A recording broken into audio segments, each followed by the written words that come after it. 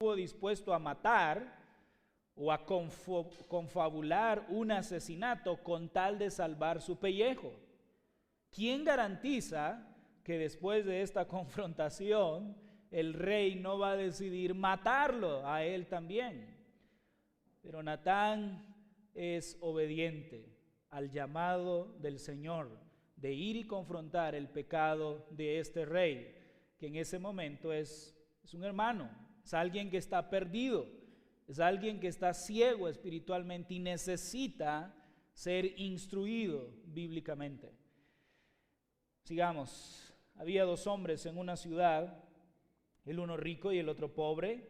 El rico tenía numerosas ovejas y vacas, pero el pobre no tenía más que una sola corderita que él había comprado y criado, y que había crecido con él y con sus hijos juntamente, comiendo de su bocado y bebiendo de su vaso, y durmiendo en su seno, y la tenía como a una hija.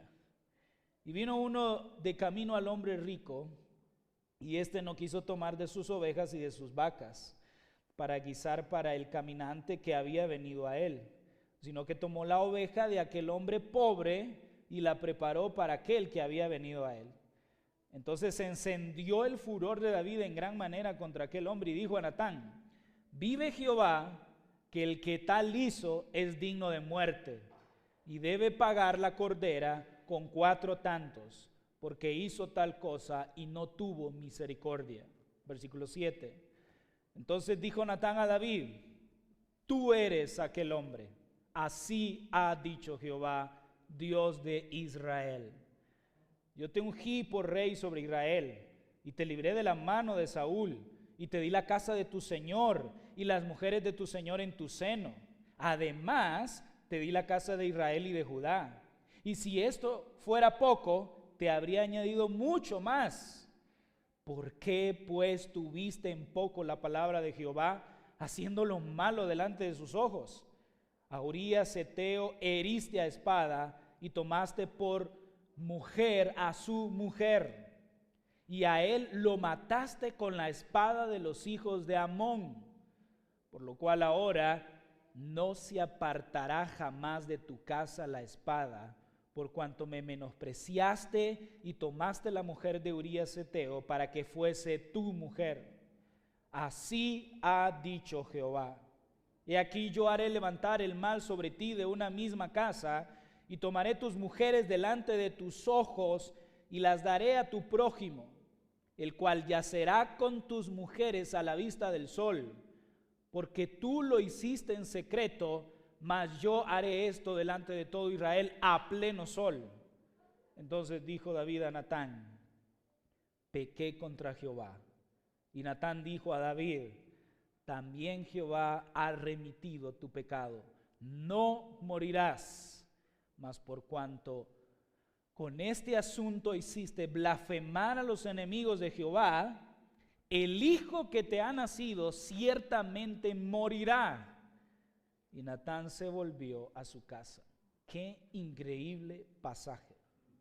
Qué increíble pasaje de la confrontación bíblica. Qué increíble modelo para confrontar bíblicamente. Estamos hablando entonces en estas sesiones de 6 elementos claves en una consejería bíblica. Número 1, edificar una relación amorosa. No podemos aconsejar si no nos hemos ganado la confianza del aconsejado. Número 2, compartir esperanza bíblica. Las personas necesitan tener la seguridad, el hecho de que Dios va a cumplir sus promesas. Número 3, reunir información relevante. No puedo juzgar un caso si no tengo todos los hechos necesarios para dar un juicio acerca de la situación. Evaluar el problema bíblicamente, llamar a las cosas por su nombre, llamar a las cosas como son.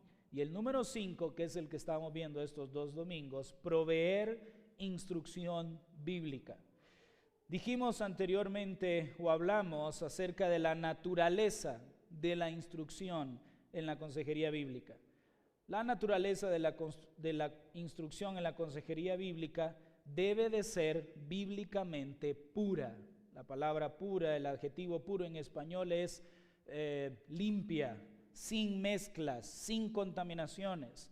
Nuestro consejo debe de provenir únicamente de la palabra del Señor. Dijimos en segundo lugar, vimos también que la instrucción debe de ser bíblicamente exacta, no solo pura, sino exacta. Tenemos que decir lo que el texto dice. En otras palabras, tenemos que hacer una hermenéutica bíblica, una exégesis bíblica de los pasajes que vamos a usar para poder decirle a las personas qué es lo que dice el Señor. La instrucción debe de ser exacta, la instrucción debe de ser pura, la instrucción debe de ser exacta. Y en tercer lugar, vamos a ver esta mañana, la instrucción debe de ser bíblicamente adecuada. Bíblicamente adecuada, bíblicamente pura, bíblicamente exacta y bíblicamente adecuada. La instrucción en la consejería bíblica debe de ser adecuada para cada aconsejado en particular, tanto en su contenido como en su método. El contenido de la instrucción debe de ser entonces apropiado. Tenemos que confirmar que la instrucción que vamos a presentar tiene relevancia para las necesidades que el aconsejado ha traído al escritorio.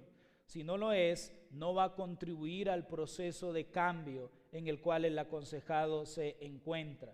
¿Qué aspectos deberíamos de tener en cuenta para tener una instrucción apropiada? Número 1, las preocupaciones inmediatas del aconsejado. Número 1, las preocupaciones inmediatas del aconsejado. Después de escuchar la situación, después de escuchar el historial, después de escuchar lo que está pasando, yo puedo tener en mi mente algunas necesidades prioritarias. Por ejemplo, ayer creo que estaba aconsejando a una persona y cuando lo estaba escuchando hablar, yo sé que esta persona necesita el Evangelio, pero esta persona se acercó a mí con una situación particular, con un problema inmediato en su mente y en su corazón. Para mí, desde la perspectiva bíblica, no es la necesidad más apremiante de él resolver ese conflicto que él tiene. Hay una necesidad mayor, pero él no cree que tenga necesidad de esa necesidad mayor. Él anda buscando un consejo por una preocupación personal que tiene. Entonces, el consejo debe de ser de acuerdo a las preocupaciones inmediatas que el aconsejado tiene. Posteriormente, yo voy a hablar con esta persona acerca de su necesidad mayor, pero en ese instante yo tengo que responder a las preguntas que él tiene. ¿Qué otro aspecto debemos tomar en cuenta cuando vamos a aconsejar a alguien? Las condiciones emocionales del aconsejado. Usted está aconsejando a su hijo y usted quiere instruirlo bíblicamente, pero si su hijo está enojado en ese momento, no es buen momento para aconsejarlo. Si vas a aconsejar a tu esposo o a tu esposa y está enojada, está hecha una fiera, no es momento para aconsejarlo. Es momento de hacerse a un lado, de huir. No, son bromas. Pero no es el momento para aconsejar. Hay mucha tristeza, hay cualquier emoción que pueda ser como un muro, como una barrera a lo que tú vas a hablar de la palabra del Señor. Hay que esperar que se quite, hay que esperar que abandone para que la palabra del Señor no tenga un estorbo.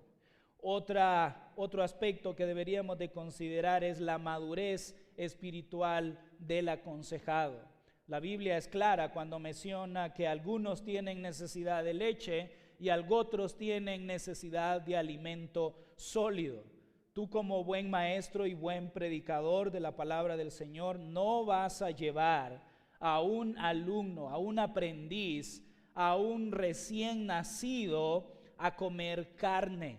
No puedes darle carne, es imposible. Las mamás que tienen bebé y que están criando niños pueden entender esto con mucha más razón.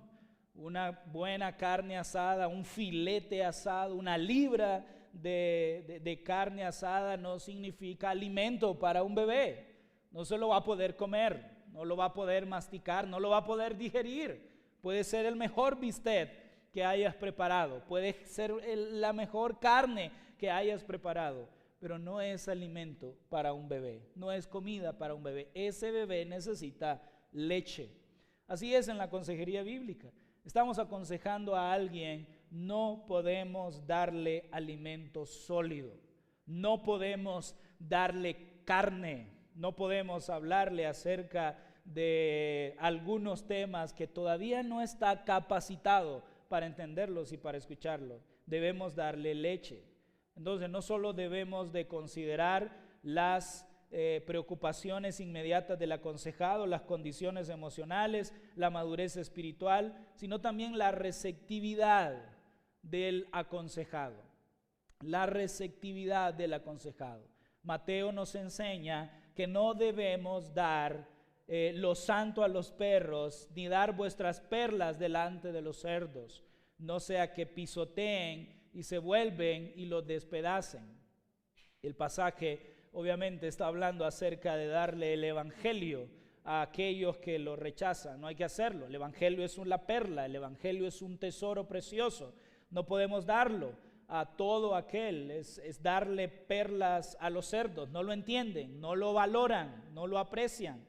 De la misma manera, en la consejería bíblica hay momentos que el aconsejado no está siendo receptivo a la palabra del Señor. No es momento entonces de hablar con él del evangelio. No es momento entonces de comunicarles la palabra del Señor a ellos. Ahora, vayamos otra vez a 2 de Samuel hablando acerca de esto. Tenemos que considerar entonces estos aspectos cuando estamos tratando de aconsejar a las personas. Decimos que el contenido de la instrucción debe de ser apropiado. Y vamos a ver después que el método de la instrucción debe de ser apropiado. Pero el contenido de la instrucción debe de ser apropiado. Y para saber qué contenido le voy a dar, para saber qué voy a usar de la palabra del Señor, tengo que considerar las preocupaciones del aconsejado, las condiciones emocionales del aconsejado, la madurez espiritual del aconsejado y la receptividad del aconsejado. Vamos a ver después el método de esta instrucción, cómo debe de ser. Pero veamos el ejemplo entonces de Natán confrontando al rey David. Y este es un modelo maravilloso de confrontación, porque la confrontación tiene mucho que ver con la instrucción bíblica. Ya vimos en 1 Tesalonicenses 5:14, si mal no recuerdo, que algunos necesitan exhortación, algunos necesitan aliento y otros necesitan ayuda.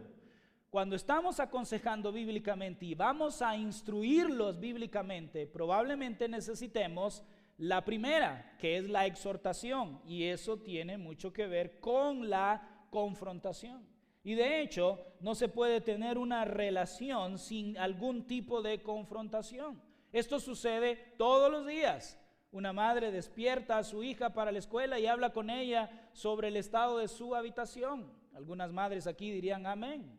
Un hermano confronta a su hermana que tomó algo de él sin permiso. Las hermanas dirían aleluya. Una mujer habla con su marido sobre el poco tiempo que le dedica. Ni un amén. Un pastor confronta a un hombre descarriado en su congregación. Esto, y tenemos más relaciones dentro de la iglesia que necesitan confrontación. Entonces Natán, o el pasaje de 2 de Samuel, nos ofrece ese maravilloso ejemplo. Dijimos en el versículo 1, vemos la obediencia de Natán. Luego vemos la gravedad del problema en el que se encontraba David. David estaba pecando, David estaba, y me llama mucho la atención, y esto creo que debemos de tomarlo muy en cuenta.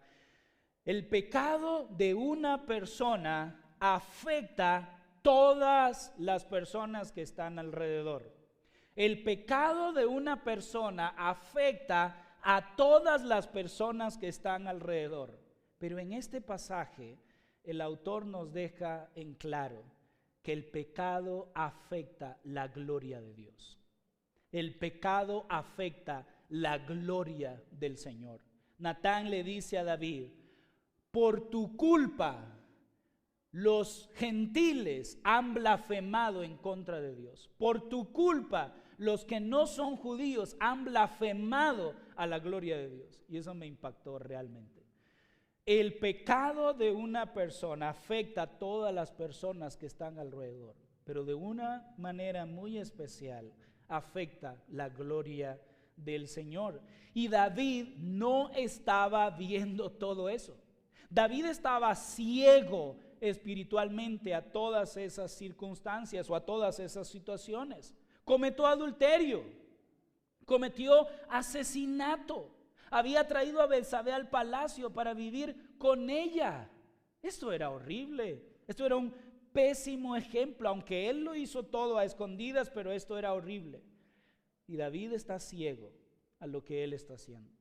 Hermanos míos, cuando pecamos o cuando un hermano mío está pecando, está en estas mismas condiciones. Es un grave problema el que mi hermano esté en una condición de pecado continua y sin arrepentimiento. Natán ofrece y da el arrepentimiento a David, o le dice que Dios le ha perdonado su pecado hasta que David ha confesado su pecado y de alguna manera ha manifestado su arrepentimiento. Antes de eso no. Antes de eso vino una confrontación y de alguna manera David estaba bajo maldición. Así están nuestros hermanos que están en un pecado constante, en un grave problema y con una ceguera espiritual que no los deja ver la situación en la que están. Hebreos dice que el pecado tiene el poder de engañarte a ti de que lo que estás haciendo está bien, de lo que estás haciendo es justo, que mereces darte ese gustito, por así decirlo, del pecado, que necesitas hacer ese pecado, no hay otra forma. Así es el pecado, te engaña, te ciega, te seduce, y es lo que está pasando con David. Está ciego a esa situación. ¿Ven por qué necesitamos la confrontación? Porque así nos encontramos. Este hombre es hombre conforme al corazón de Dios. Este hombre es un hombre que ha sido considerado por Dios mismo como un hombre conforme al corazón de Dios. Y aún este hombre ha sido cegado por el poder del pecado. Aún este hombre ha sido engañado por el poder del pecado. Nosotros también, nuestros hermanos también pueden ser engañados por el poder del pecado y necesitan la paciencia, el amor de un hermano que llegue y lo confronte con la palabra del Señor. Natán no llega al palacio enojado, tirando patadas, tirando las puertas y viniendo a acusar a David. No. Llega con paciencia, con sabiduría, con delicadeza, con amor. Natán no quiere restregar el pecado a David. Natán quiere obedecer a Dios, quiere obedecer el mandato de Dios, de la gloria de Dios, quiere obedecer el mandato de Dios de amar a Dios sobre todas las cosas. Natán no está haciendo esto solo porque ama a David. Natán está haciendo esto para la gloria de Dios, porque ama a Dios y obedece las leyes del Señor. Y entiende que el que infringe las leyes del Señor está manchando de alguna manera la gloria del Señor. Y por eso Natán va y obedece con paciencia, con amor, porque quiere ayudar a David. Quiere hacerle entender a David que es un adúltero, que es un asesino, que está en graves problemas y que van a venir serias consecuencias para él. ¿Cómo lo hace? ¿Cómo confronta a Natán a David? Lo hace por medio de una historia, y observen ustedes que conecta la historia con la vida de David. David no es albañil, entonces no va a hablar de palas, de piochas. David no es panadero, no va a hablar de harina, de pan. David no es, futbolista. David es pastor de ovejas. Entonces usa esta historia y la conecta con David, porque quiere llegar al corazón de David. El objetivo del profeta es abrir los ojos de David, es estimular a David a ver lo que no ha visto. Que sus ojos se abran para que mire lo que no ha visto. Es un asesino, es un adúltero, ha infringido la ley de Dios. Eso es lo que tenemos que tener como objetivo cuando instruimos bíblicamente. Eso es el objetivo que tenemos que hacer cuando exhortamos, aun cuando alentamos, aun cuando ayudamos a una persona. Nuestro objetivo es hacerle ver lo que esta persona tal vez no está viendo. En este caso de David es ver su pecado. En el caso de una persona que está desanimada, ver la esperanza en Dios. En el caso de una persona que no puede hacer las cosas ella sola, ver cómo con la ayuda de Dios y de otras personas puede lograr el cambio, puede lograr una vida para la gloria del Señor.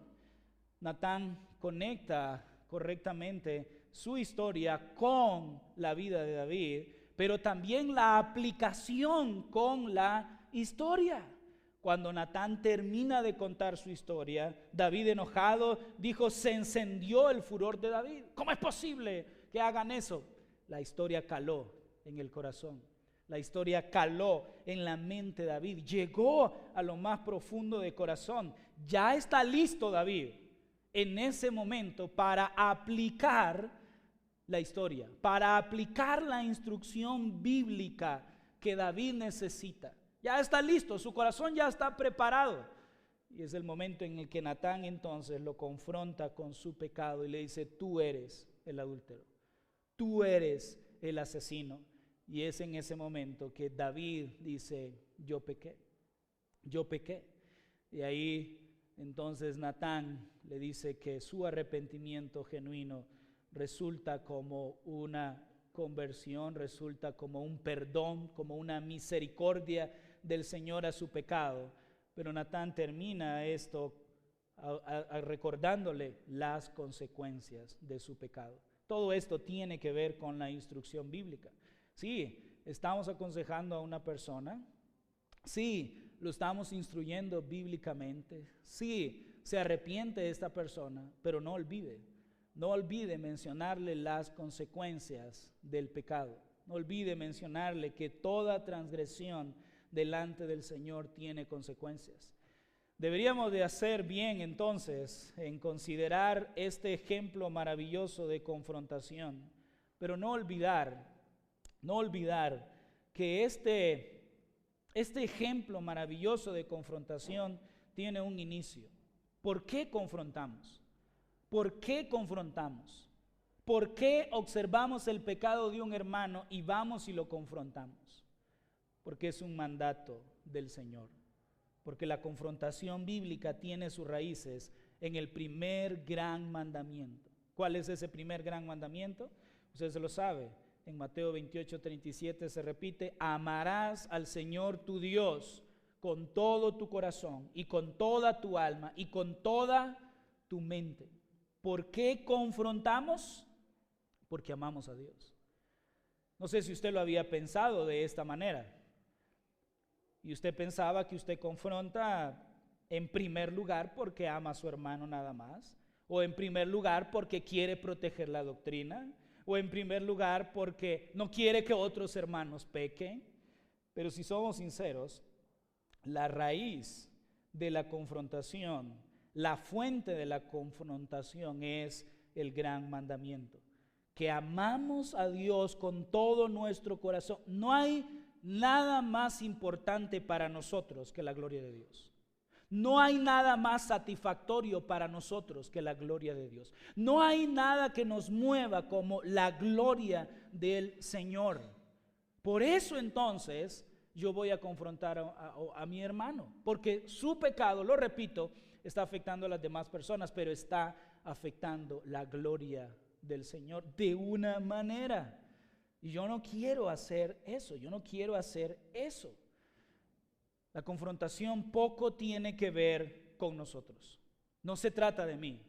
No se trata de que yo soy un experto en las Escrituras. No se trata de que yo tengo un conocimiento teológico vasto de las Escrituras y mi hermano es nuevo, entonces a él voy a ir.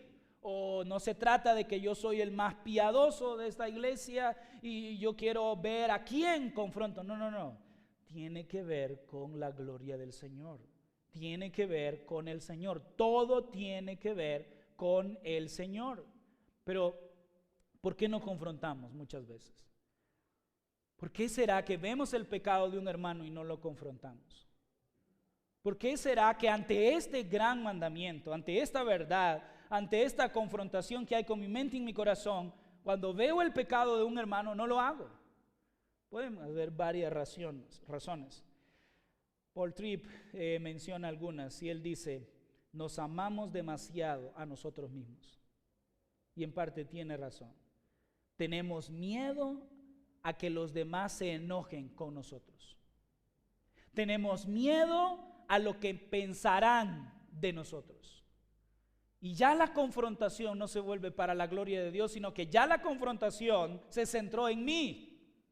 Conozco el pecado de un hermano y si yo le digo que está pecando, ¿cómo lo va a tomar él? ¿En quién pensaste? En ti.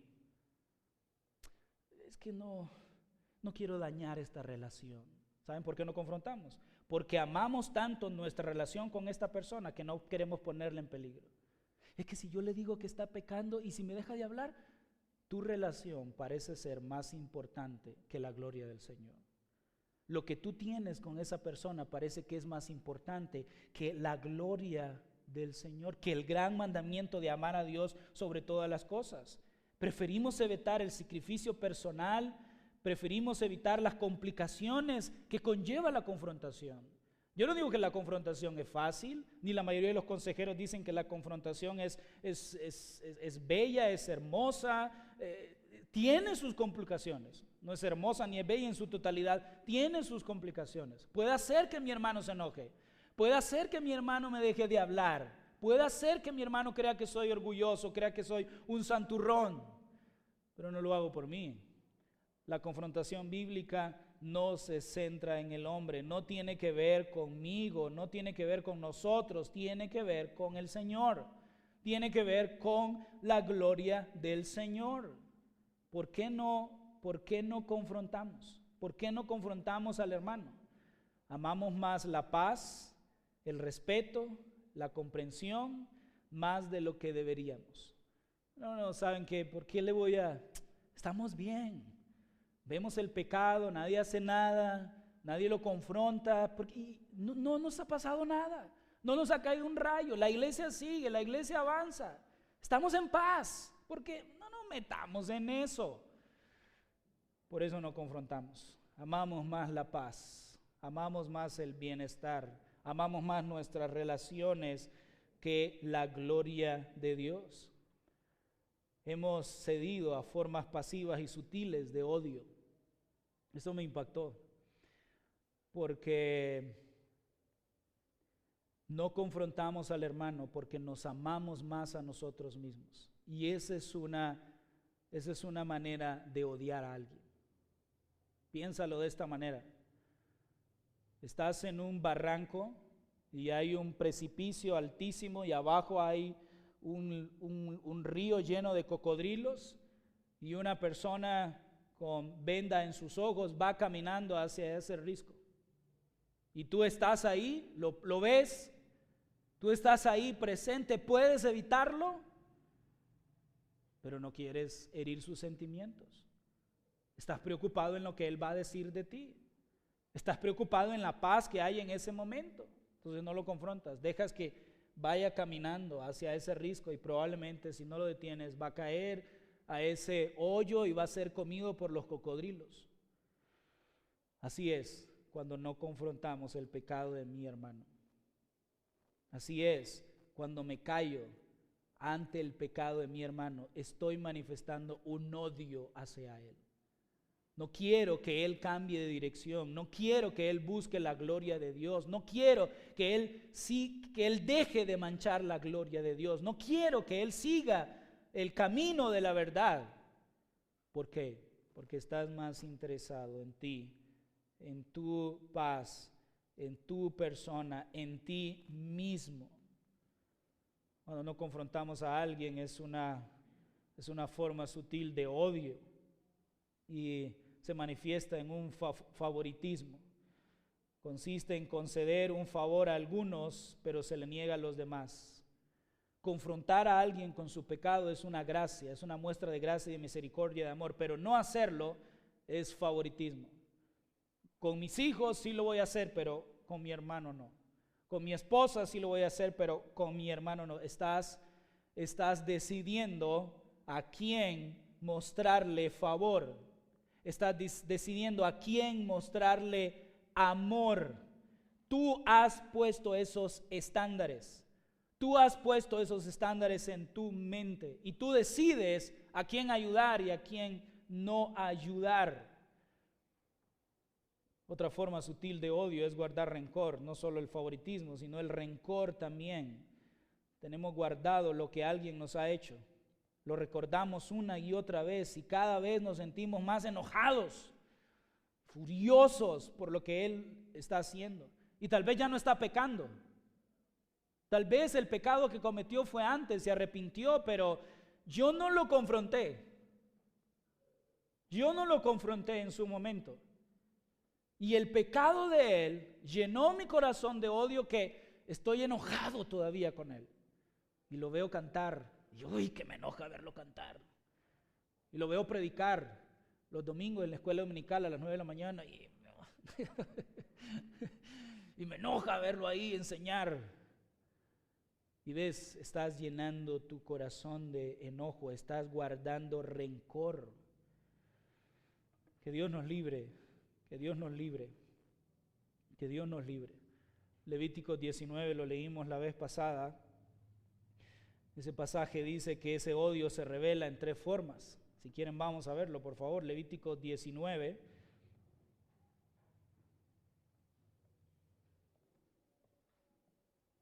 Del 15 al 18,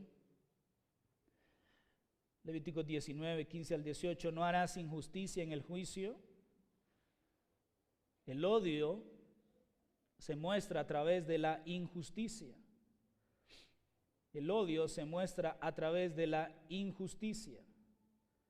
No corriges el pecado, la injusticia no corrige el pecado, sino que hiere y maltrata al pecador.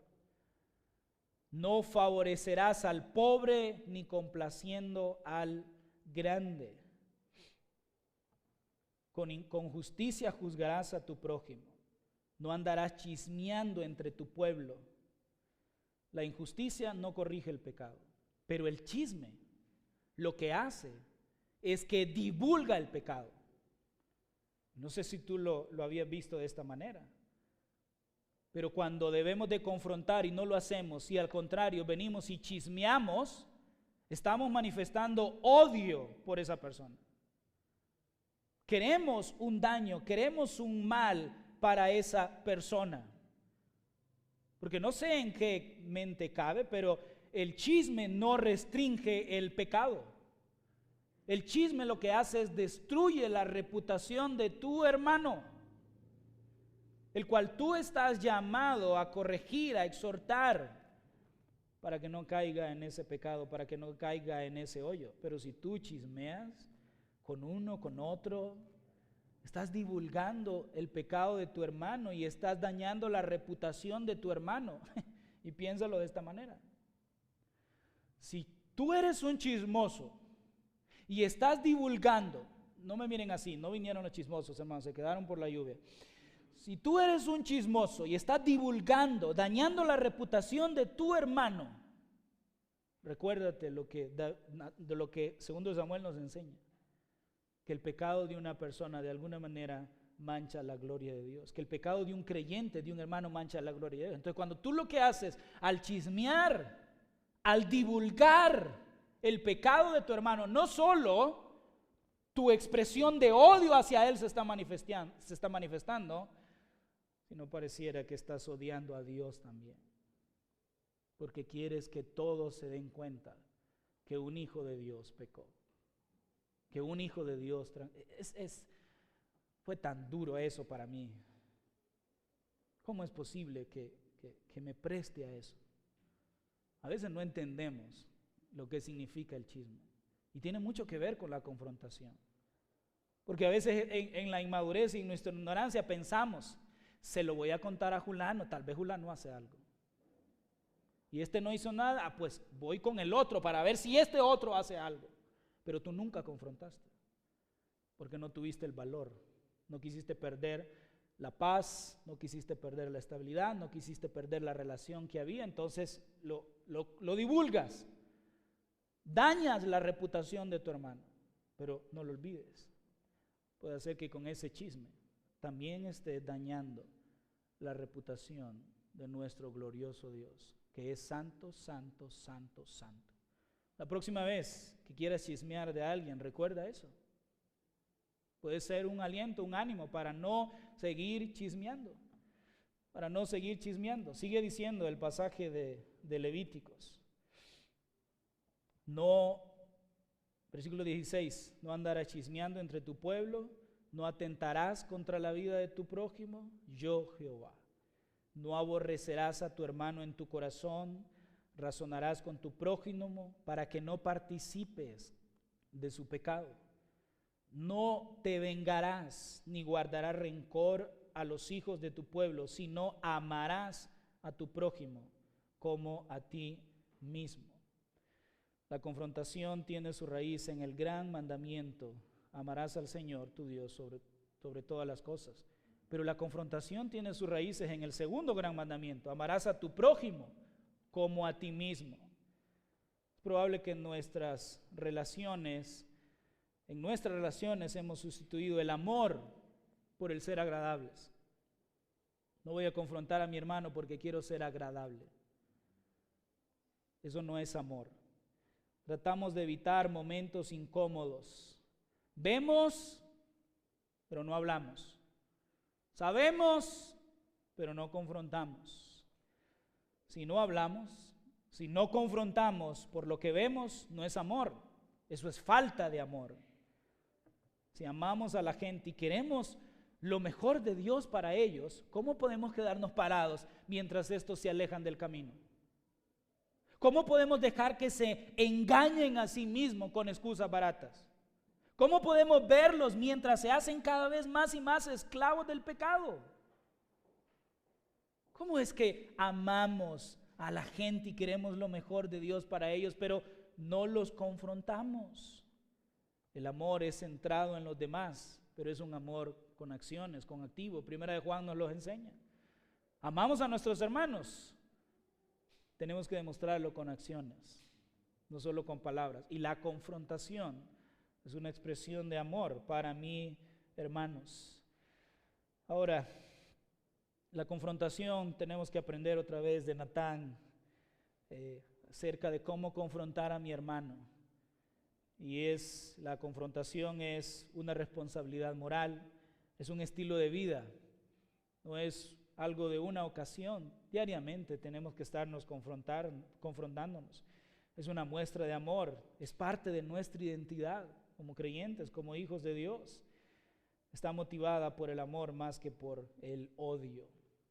Que Dios nos ayude a confrontar bíblicamente y a entender la importancia de confrontar bíblicamente. Entonces, volvemos a nuestro tercer inciso, por así decirlo. La instrucción debe de ser bíblicamente adecuada. El contenido de la instrucción debe de ser apropiado, pero el método de la instrucción debe de ser apropiado. Ya Natán nos enseñó, pero podríamos hablar un poquito más acerca de ello, ya que la instrucción debe de encajar en la situación de la consejería, y es lo que hace Natán a través de contar una historia.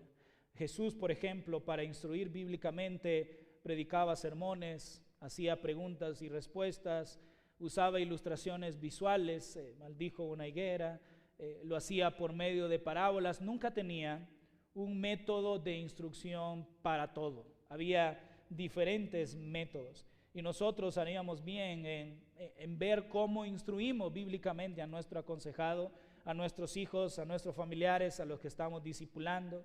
Puede ser a través de una instrucción, a través de dejarle una tarea de observar algo,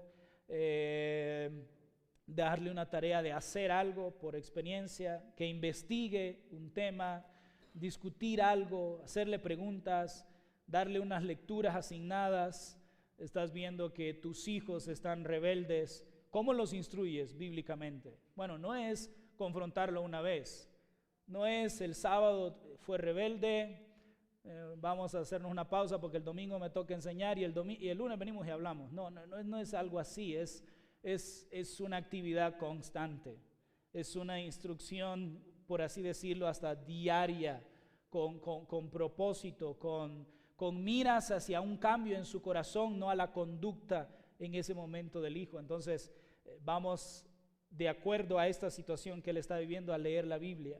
Y el devocional de él va a ser leer tal libro, tal pasaje, tal situación.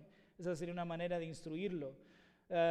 Ilustraciones, no sé, entrevistas, que escuche otros sermones, hay muchos métodos para poder instruir bíblicamente. Entonces haríamos bien nosotros en usar algunos de esos métodos para ayudarles a conocer la verdad y a darse cuenta del error en el que ellos están actualmente.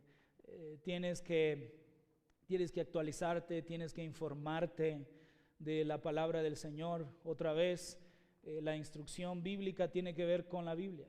Es pura, no solo es exacta ni es adecuada, es pura, es de aquí. Entonces, si tú quieres instruir bíblicamente, si tú quieres confrontar bíblicamente, necesitas conocer la palabra del Señor. Y algunos de ustedes dirán, bueno, eso es para los pastores, eso es para los diáconos, eso es para los maestros. No, es para la iglesia, es para la iglesia. Es un llamado a la iglesia. No, yo tengo 20 años y nunca lo he hecho así, no significa que está correcto. No, yo tengo 2 meses y no conozco mucho de las Escrituras. Bueno, empieza, pero tienes que conocer este libro. Da tristeza ver los porcentajes del tiempo que los creyentes le dan a la lectura bíblica. Es de llorar observar el tiempo que los creyentes le dan a la lectura bíblica. Creo que lo he dicho en algunas ocasiones, soy profesor del panorama bíblico de CEPE, y hay una tarea en la cual tienen que leer la Biblia en 90 días. Y algunos de ellos se asustan porque nunca han leído la Biblia. Nunca han leído la Biblia de pasta a pasta. Nunca han leído la Biblia de Génesis a Apocalipsis. Y ustedes dirán, no, usted está siendo religioso, fanático. David decía que él ama la ley de Jehová. Es un deleite para él estar en ella. Y si tú nunca has leído la Biblia, si tú no estudias la palabra del Señor, significa que no te deleitas en ella. Y si no te deleitas en ella, no te deleitas en el autor de ella. Y si no te deleitas en ella y en el autor de ella, ¿qué hay dentro de ti? ¿Qué hay en tu corazón? Perdóname decírtelo, pero estás muerto. Es inconcebible que una persona no tenga un deleite, amor, una pasión por las Escrituras. Y si tú estás esta mañana y no tienes esa pasión, ese deleite, ese fuego por las Escrituras, corre a Cristo. Corre lo más pronto posible a Cristo. Para que Él te dé vida nueva, nazcas de nuevo. Porque eso es lo que necesitas. Nacer de nuevo. No podemos pasar horas y horas en Facebook, en Netflix, en partidos, en esto y lo otro. ¿Y la palabra de Dios? Llámeme fanático, llámeme lo que sea. ¿Cómo es que te llamas cristiano? ¿Cómo pretendes confrontar bíblicamente a alguien si no conoces las Escrituras? Si las Escrituras no son ley para ti, si las Escrituras no son un deleite. Me gusta ese silencio, significa que está algo bueno esto. Creo que la confrontación bíblica empieza con el corazón. Tiene su raíz en el gran mandamiento, pero empieza con el corazón del aconsejado. No tanto en el corazón empieza en el corazón del aconsejado. Hay que iniciar también en el corazón del aconsejado, del consejero, antes del corazón del aconsejado. Ya que el consejero necesita amar a Dios y amar a su hermano. Y no debe olvidarse de eso. Preguntémonos, ¿amamos las Escrituras?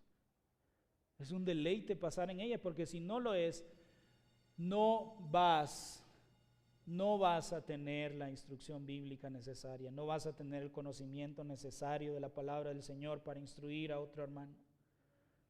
Empieza por eso, amando las Escrituras, amando la palabra del Señor, deleitándote en ella. Puede ser que sea un ejercicio fanático leer la Biblia todos los años, pero te vas a dar cuenta cuando lo empieces a hacer que no es un ejercicio fanático, es un deleite. Y te va a hacer falta, como algunos hermanos lo han comentado. Yo empecé a leer el capítulo 1 y no pude pararme. Llegué hasta el 25, hasta el 30. Me dieron las 11 de la noche y no pude parar, porque es un deleite. ¿Tú quieres instruir bíblicamente? Tu corazón tiene que estar alineado con las Escrituras. Tu corazón tiene que estar alineado con la palabra del Señor. Si no es así, difícilmente vas a hacer una instrucción bíblica. Aunque quieras obedecer el mandato de Dios, aunque quieras el gran mandamiento de Dios, aunque quieras obedecer el segundo gran mandamiento del Señor, aunque quieras ser exacto, aunque quieras ser puro, aunque quieras ser adecuado, es difícil si la palabra del Señor no está en tu corazón. Padre, muchas gracias por tu palabra. Muchas gracias por la oportunidad que nos das de ser parte en el plan que tienes de llenar la tierra con tu gloria. Muchas gracias, Señor, por incluirme en tu equipo. No lo merezco, no tengo la capacidad, no tengo la capacidad ni moral ni... Señor, soy débil, soy pecador, necesito estudiar todos los días. Señor, gracias por darme el honor y el privilegio de ser parte de esto. Perdóname por aquellas veces que por amor a mí mismo no he confrontado a un hermano, no he instruido bíblicamente a un hermano. Perdóname porque no he obedecido el gran mandamiento y el segundo gran mandamiento. Y tal vez mi instrucción no ha sido adecuada. Señor, ayúdame para que mi instrucción sea bíblicamente pura, bíblicamente exacta y bíblicamente adecuada. Ayuda a mis hermanos, por favor, también. Llénalos de sabiduría, pero sobre todo llénalos del conocimiento espiritual. Llénalos de la palabra de Dios. Pon en ellos una hambre y un deseo por la palabra de Dios, de conocer las Escrituras, de conocerte a ti a través de las Escrituras. Te lo ruego, de los que están hoy aquí, de los que no vinieron, de todos los que son miembros de esta iglesia, puedas poner en ellos una hambre y una sed por ti a través de tu palabra. Señor, por favor, que el Espíritu Santo pueda iluminarles en sus lecturas. Y yo sé que no puedes iluminarles si ellos no la leen. Por eso te ruego, te imploro que puedas ayudar a mis hermanos de esta iglesia y por una hambre y un deseo ferviente por tu palabra, para que de esta manera podamos instruir bíblicamente y que nuestra instrucción sea bíblicamente pura, bíblicamente exacta y bíblicamente adecuada. Oramos, Señor, todo esto en el nombre de nuestro Señor Jesucristo. Amén.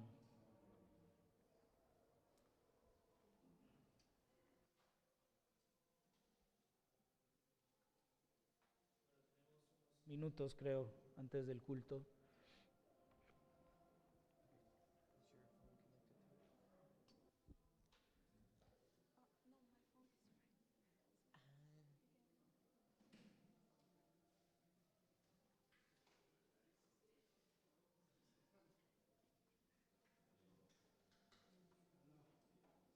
Is it on? No. Yes?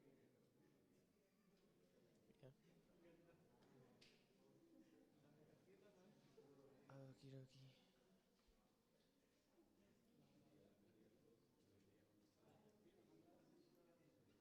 Bueno, más son es fuerte. ¿Me ayuda, hermano? Espera.